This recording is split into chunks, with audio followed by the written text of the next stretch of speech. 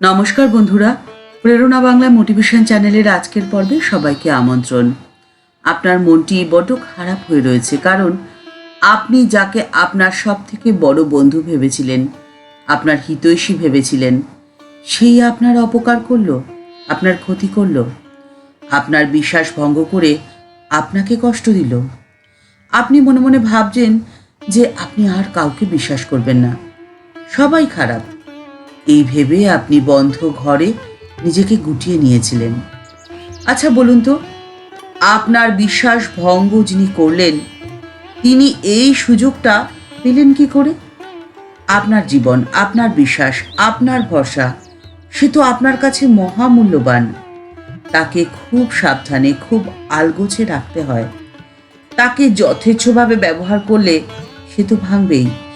যেমন খুব দামি কোনো ঘর সাজানো দ্রব্যকে যেমন খুব সাবধানে রাখতে হয়, না হলে ভেঙে যায় বা হারিয়ে যায়, আপনার বিশ্বাসও ঠিক সেই রকমই দামি।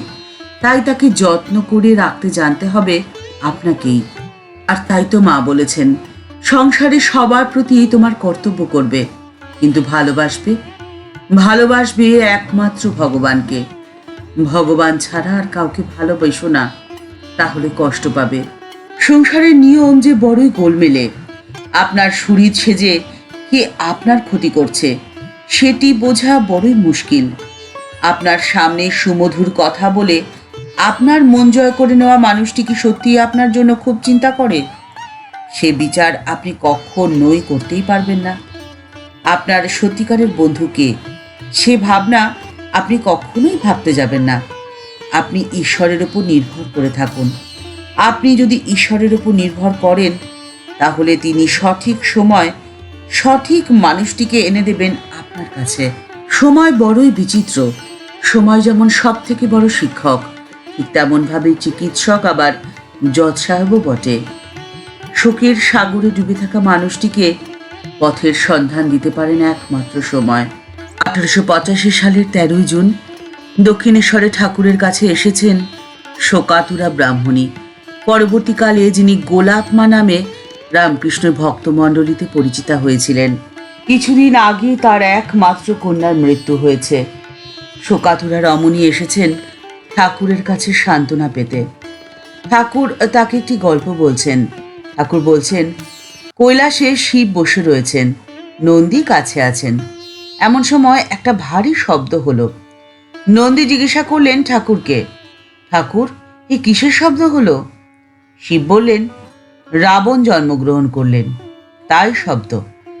খানিক পরে আবার একটি ভয়ানক শব্দ হলো। নন্দী আবার জিজ্ঞাসা করলেন, এবার কিসের শব্দ? শিব ঠাকুর হেসে উত্তর দিলেন, এবার এবার রাবণ বধ হলো। মর্তের সাধারণ মানুষের কাছে রাবণের জন্ম ও মৃত্যুর মধ্যে বহু যুগের ব্যবধান। মাঝে রাবণের অভ্যুদয়, রামের জন্ম, সীতাহরণ, রাম রাবণের যুদ্ধ, কত কি হলো। কিন্তু কৈলাসে অবস্থিত শিব ও নন্দীর কাছে দ্বিতীয় ঘটনাটি প্রথম ঘটনাটির খানিক পরের ঘটনা। ঠাকুর এই গল্পটির মধ্যে দিয়ে গোলাপ মাকে বোঝাতে চেয়েছিলেন, ঈশ্বরই সত্যি, আত্মীয় পরিজন জগৎ এই সমস্ত কিছু অনিত্য, ক্ষণস্থায়ী। তাই সব দুঃখ কষ্ট ভালো মন্দ তার চরণে সমর্পণ করে নিশ্চিন্ত হয়ে থাকো।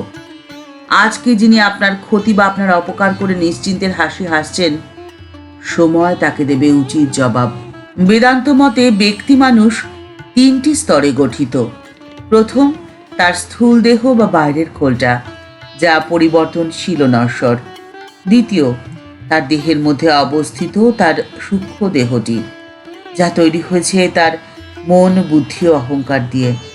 আর তৃতীয় স্তরে রয়েছে চৈতন্য স্বরূপ আত্মা, যার কোনো পরিবর্তন নেই এবং কোনো বিনাশ নেই। আর আত্মাতেই মানুষের সমস্ত শক্তির মূল নিহিত রয়েছে। আর আপনার শক্তি ক্রমশ বৃদ্ধি পাবে যতই আপনি যন্ত্রণায় দগ্ধ হবেন। আপনার বিশ্বস্ত মানুষেরা যখন আপনার অপকার করে আপনাকে আঘাত দেয়, সেই আঘাত সহ্য করে আপনি ক্রমশ শুদ্ধ হয়ে উঠবেন। আর এটাই জীবনের প্রকৃত শিক্ষা। জীবনের শিক্ষা থাকে না কোনো স্কুল কলেজের পাঠ্য বইয়ে। জীবনের শিক্ষা আপনি পাবেন ক্রমশ অভিজ্ঞতার মধ্যে দিয়ে। আপনি যদি আপনার জীবনে ভালো কিছু পেতে চান, তাহলে আপনাকে খারাপ দিনের সাথে যুদ্ধ তো করতেই হবে। বিনা যুদ্ধে নাহি দিব সূচাগ্র মেদিনী, এই কথাটি প্রত্যেকটি মানুষের, প্রত্যেকটি দিনের, প্রত্যেকটি মুহূর্তের বাস্তব সত্যি কথা। আপনি কখনোই কারো থেকে অতিরিক্ত কিছু আশা করবেন না। আপনি কখনোই কাউকে অতিরিক্ত ভালোবাসবেন না, অতিরিক্ত ভরসা করবেন না, অতিরিক্ত বিশ্বাস করবেন না। তাহলেই আপনি কষ্ট পাবেন। আপনি বিশ্বাস করুন আপনাকে, আপনি ভরসা করুন আপনার ঈশ্বরকে। মা বলছেন, দান করলে কেউ কখনো গরিব হয়ে যায় না, তেমনি কাউকে ছোট করে কখনোই বড় হওয়া যায় না। কারোর কিছু কেড়ে নিয়ে কখনো তোমরা সুখী হতে পারবে না। আবার কারোর জীবন নষ্ট করে নিজে সুখী বা নিজে ভালো কখনোই থাকা যায় না। আপনার ক্ষতি যিনি করেছেন, আপনার চোখে জল যিনি এনেছেন, আপনার অপকার যিনি করেছেন, সময়ের কাছে তার উত্তর বাধা রয়েছে। কিন্তু আপনি সাবধান হন।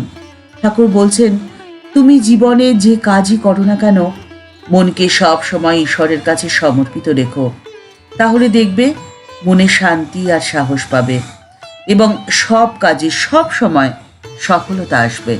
আপনি কখনোই কোনো কাজ মানুষকে খুশি করার জন্য করবেন না। আপনি কাজ করুন নিজেকে খুশি করার জন্য। কারণ মানুষকে খুশি রাখার মতো কঠিন কাজ আর পৃথিবীতে নেই, কারণ এ অসম্ভব। মানুষের স্বার্থে সামান্য একটু আঘাত লাগলেই মানুষ সম্পূর্ণ পরিবর্তন হয়ে যায়। তাই মানুষকে খুশি করে কোনো কাজ করার চিন্তা না করাই ভালো। আপনি সেই কাজটিই করুন যে কাজটিতে আপনি সব থেকে বেশি ভালো থাকেন। আর আপনার কাজের ফল আপনি সমর্পণ করুন আপনার ঈশ্বরের চরণে।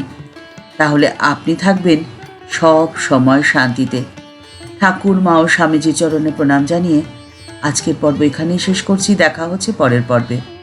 ভিডিওটি যদি ভালো লেগে থাকে তাহলে তা শেয়ার করার অনুরোধ করছি।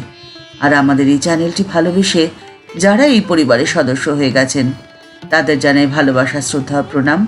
আর যারা এখনও এই চ্যানেলটি সাবস্ক্রাইব করেননি তাদের কাছে বিনীত অনুরোধ রইল চ্যানেলটি সাবস্ক্রাইব করে বেল বাটনটা ক্লিক করে দিয়ে অল বাটনটিতে ক্লিক করে দেওয়ার জন্যে। তাহলে এই চ্যানেলে ভিডিও আপলোড হওয়ার সাথে সাথে আপনার কাছে নোটিফিকেশন চলে যাবে। সবাই ভালো থাকবেন, সুস্থ থাকবেন। নমস্কার।